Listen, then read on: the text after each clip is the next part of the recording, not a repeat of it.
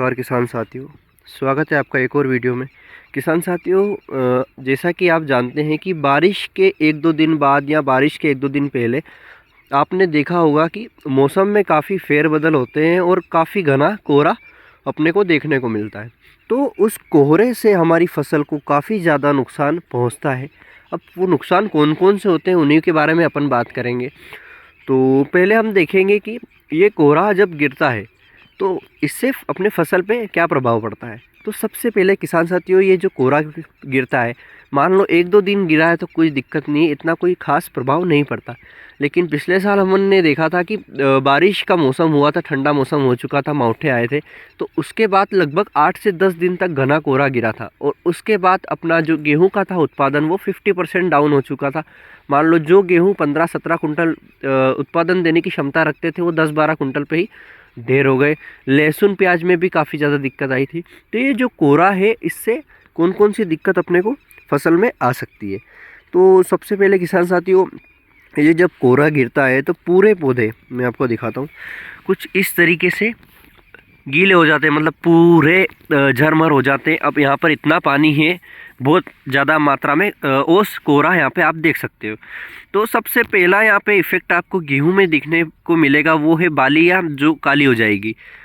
अब बालियाँ क्यों काली हो जाएगी? क्योंकि फूल की अवस्था में जो भी गेहूं होता है और उस अगर दौरान अगर कोहरा गिर जाता है तो उससे जो जो फूल होते हैं वो जल जाते हैं और वो काले पड़ जाते हैं। तो कई बार आपने नोटिस किया होगा कि जो 16-50 गेहूँ है और इनमें ज़्यादा काली बाली अपने को देखने को मिलती है। तेजस में बहुत कम देखने को मिलती है, लेकिन हल्की फुल्की देखने को मिल जाती है। अब दूसरा, अगर ज़्यादा दिन तक कोहरा बना रहता है तो रस्ट की दिक्कत जाती है। जो ब्राउन रस्ट होता है, रेड रस्ट होता है, जिसे हम रतुआ रोग भी कहते हैं, उसकी जो सिचुएशन है वो ज़्यादा बन जाती है गेहूं में।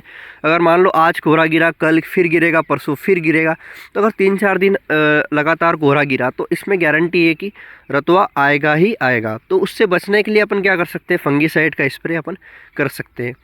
बाकी अभी देखते हैं, आज कोहरा खतरनाक गिरा है। अब ये कोहरा जो गिरा है, इस पे जो बूंदें हैं, ओस की बूंदें अपन मान सकते हैं, जो पानी है ऊपर बालियों पे जमा हुआ है, इसको सूखने में लगभग 3 से 4 बजे तक ये सूखेगा आराम से। 4 बज जाएगी, शाम की 4 या 5 बज जाएगी, धूप लगेगी, पूर्णतः सूखेगा, जब जाके इसका थोड़ा। और ऐसे में अगर कल फिर गिर जाती है तो फिर इसकी बालियाँ गीली रहेगी, तो वहाँ पर फंगस पनपने की जो दिक्कत है वो अपने को देखने को मिल सकती है। अब ऐसे में आपको बताऊँ, वहाँ पर आप लहसुन देख सकते हो अपनी, ये पूरा काला काला जो दिख रहा है, ये अपने लहसुन का प्लॉट है। और अभी की कंडीशन में वहाँ पर भी इतना कोहरा है कि पूरी लहसुन काली काली दिख रही है। अब यहाँ पर क्या होगा, अपन को कल या परसों में स्प्रे करना होगा, नहीं तो यहाँ पर थ्रिप्स भी अटैक ज़्यादा देखने को मिलेगा और घेरे टपरे ज़्यादा देखने को मिलेंगे, जलेबी भी आ जाएगी। अब ये कोहरा क्या करता है, कहीं ना कहीं पौधे पे जबन डालता है, एक परत बना देता है, जिससे प्रकाश संश्लेषण की जो प्रक्रिया है वो ख़त्म हो जाती है, बिल्कुल बन ही नहीं पाती, काम ही नहीं होता। तो वहाँ पर पौधे मुरझाने लगते हैं और कमज़ोर हो जाते हैं।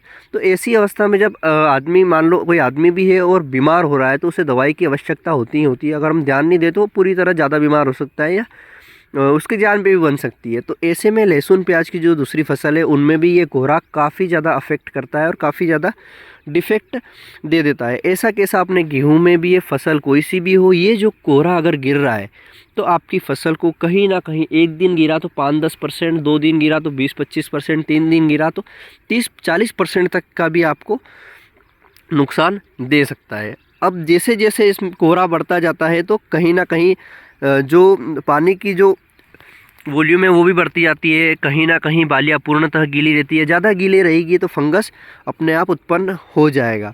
फिर जैसे जैसे दाने भराने का जो काम है वो भी स्लो हो जाएगा, क्योंकि धूप वहाँ तक पौधे तक पहुँचेगी। पहले जहाँ तक पानी नहीं सूखेगा वहाँ तक धूप नहीं पहुँच सकती। अब जैसे जैसे पौधा सूखेगा, थोड़ा बहुत भोजन बना, अगले दिन फिर कोहरा गिरा, फिर थोड़ा भोजन बना, तो वहाँ पर क्या होता है, गेहूँ का पौधा भी कमज़ोर होता जाता है और कोहरा कहीं ना कहीं उसे और कमज़ोर बना देता है। तो ऐसे में हमें काफ़ी नुकसान देखने को मिल सकता है। अब आप सोच रहे होंगे, ये कोहरा अगर ज़्यादा दिन गिरता है तो अपन क्या कर सकते हैं? आप सिर्फ फंगीसाइड का स्प्रे कर सकते हैं और बाकी कुछ दूसरे टेक्निकल भी यूज़ कर सकते हैं। अगर आपके गेहूँ में इल्ली दिख रही है तो इल्ली का भी आप स्प्रे कर सकते हैं। बाकी यहाँ पर दूसरा ऑप्शन कुछ भी नहीं है। आप, क्योंकि ये नेचुरल चीज़ है, यहाँ पर अपन हाथ भी आड़े नहीं दे सकते। जैसा कि अभी बारिश हुई थी, तो बारिश हुई, उसके बाद हवा भी चली, तो हवा में सारी वैरायटी की गेहूँ आड़े गिरे, तेजस भी थोड़ा बहुत गिरा लेकिन कम गिरा। तो ये जो वैरायटी है अपनी तेजस, हवा से तो अच्छी बच सकती है, लेकिन कुछ वैरायटी अब ऐसी भी होती है जो रस्ट से भी बच सकती है। जो नई वैरायटी है उनमें ये हल्की पुल्की कोहरे से काफ़ी ज़्यादा नुकसान नहीं होता।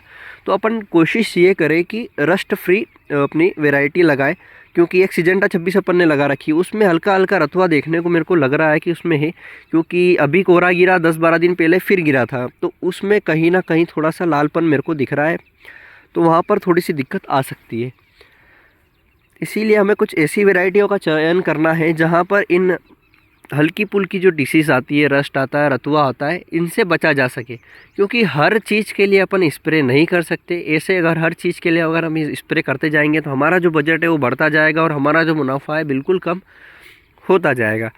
बाकी किसान साथियों, ये जो गेहूँ है अपना तेजस, ये 100 दिन की अवस्था में है। इसके दाने लगभग 50 से 60% और ज़्यादा भर चुके हैं। हल्के फुल्के कोई बालियाँ खाली है जो भर जाएगी। बाकी ये गेहूँ 125 से 130 दिन के बीच में हार्वेस्टिंग इसकी होगी।